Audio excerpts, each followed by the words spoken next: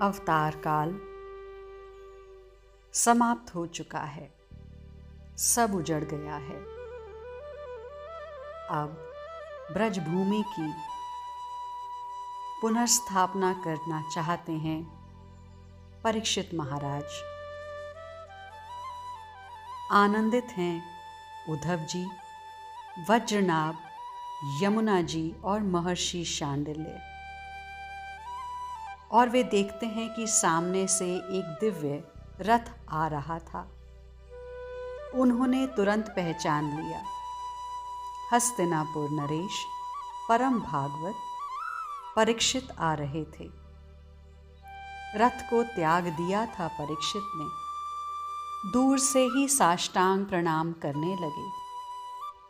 दौड़कर वज्रनाभ ने हृदय से लगा लिया। उद्धव जी ने स्नेह के कर परीक्षित के मस्तक पर रखे। महर्षि शांडिल्य, उन्होंने भी खूब आशीष दिए। क्या वृंदावन की पुनः स्थापना नहीं की जानी चाहिए? परीक्षित ने चरण वंदन करते हुए महर्षि शांडिल्य से ही पूछा। देखिए ना, कुछ भी तो नहीं है अब यहाँ पर, सब उजड़ गया है। हे महर्षि, आप कृपा करके स्थलियों का परिचय करा दें, जहाँ जहाँ मेरे आराध्य श्री प्रियालाल ने लीला की है। हाँ महर्षि, आपको तो सब ज्ञात ही है। मेरा ये जीवन नंद नंदन का ही है। मैं तो मर ही गया था। उद्धव जी, आप तो जानते हैं। परीक्षित महाराज ब्रज की पुनर्स्थापना करना चाहते हैं, क्योंकि अवतार काल समाप्त हो चुका है। लीला विश्राम हो चुकी है और वे दिव्य स्थल गुप्त हो गए हैं, जहाँ जहाँ प्रियालाल ने लीलाएं की, उनको वापस प्रकाश में लाना है। नंदगांव, बरसाना, गोवर्धन और इन पावन स्थलियों में भी नंद नंदन और वृषभानु दुलारी की लीला स्थली, विशेष स्थली। परीक्षित भावुक हो उठे हैं। हे वज्रनाभ, मैं तुम्हें ब्रज में स्थापित करने आया हूँ। हस्तिनापुर दूर नहीं है। तुम्हें ब्रज को बसाने में जो सहायता मुझसे चाहिए, मैं सहर्ष दूंगा। फिर हंसने लगे परीक्षित। मैं दूंगा? मेरा ये शरीर भी नंद नंदन के कारण ही है। मैं तो मर ही गया था। मुझे जीवन दिया, उन्हीं की प्रेरणा है यह सब। नेत्र सजल हैं परीक्षित के। ब्रज अभी जन शून्य है। जन की भी आवश्यकता पड़ेगी ब्रज को वापस बसाने में। मैं उसकी कमी भी पूरी करूंगा। परीक्षित उत्साहित हैं। महर्षि ने परीक्षित की बात का अनुमोदन किया। हे परीक्षित, पर आज पूर्णिमा है। आज संकीर्तन होगा कुसुम सरोवर के निकट, पूर्ण चंद्रमा की चांदनी में। उद्धव जी ने परीक्षित के पीठ में हाथ स्नेह से मारते हुए कहा। बालक की तरह चहक उठे थे परीक्षित। आहा, कितना आनंद आएगा। वज्रनाभ आज परीक्षित को पाकर और अच्छा अनुभव कर रहे हैं। परीक्षित कुसुम सरोवर के संकीर्तन की भावना में ही डूबे रहे थे दिन भर। वाह, क्या संकीर्तन था। कुसुम सरोवर झूम उठा था। गिरिराज जी की लताएं चमक उठी थीं। पूर्णिमा की चांदनी में गिरिराज जी अद्भुत लग रहे थे।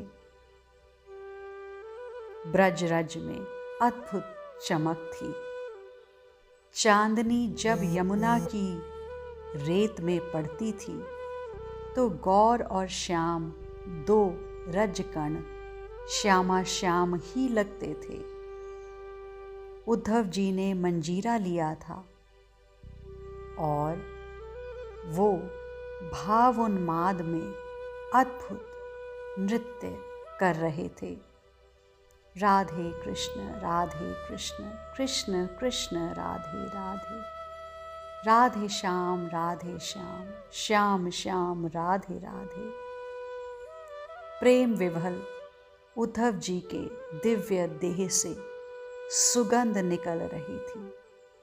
नेत्रों से आह्लाद के अश्रु बिंदु झर रहे थे। युगल संकीर्तन में देह भान कहाँ था उद्धव जी को? नहीं, ऐसा लग रहा था कि पूरा वृंदावन ही नृत्य में लीन हो गया है। पर तभी दिव्य तेज, दिव्य प्रकाश गिरिराज जी की तलहटी में छा गया। सब अपने अपने आंखें मलने लगे थे। उद्धव जी उन्मत्त नृत्य कर रहे हैं। उस तेज में से दो तेज निकले, एक गौर और एक श्याम। अष्ट सखियां चारों ओर थीं। कोई चंवर ढुरा रही थी, कोई पंखा कर रही थी, कोई वीणा के तार झनकृत कर रही थी। जय जयकार हो उठा पूरे ब्रजमंडल में। और हाँ, एक आश्चर्य, वृंदावन की समस्त लताएं सखियां बन गई थीं और उनका भी नृत्य आरंभ हो गया। उद्धव जी मूर्छित हो गिरने वाले ही थे कि वृषभानु नंदिनी श्री राधा रानी ने संभाल लिया। परीक्षित इस दृश्य को देखकर ब्रजवास का संकल्प लेने लगे ही थे कि महर्षि शांडिल्य ने उन्हें रोक दिया। नहीं, क्योंकि परीक्षित, तुम्हें ज्ञात है नंद नंदन के अवतार काल बीतते ही कलयुग का आरंभ हो गया है। चारों ओर अधर्म है और यह अधर्म बढ़ेगा। तुम्हें समस्त पृथ्वी की यात्रा करनी है और धर्म की संस्थापना करनी है। वज्रनाभ योग्य हैं, ये संभाल लेंगे इस ब्रज को, इसकी पुनर्स्थापना को, और मैं भी इनके साथ हूँ। परीक्षित, उद्धव जी से आज्ञा लेकर अब तुम हस्तिनापुर प्रस्थान करो। भाव जगत से बाहर निकाला परीक्षित को महर्षि ने, अपने कर्तव्य का बोध कराया महर्षि ने। ये अत्यंत आवश्यक था, क्योंकि युग में परिवर्तन आ चुका था, कलयुग का आरंभ हो चुका था। आज के लिए इतना ही। शेष आगे। श्री राधा।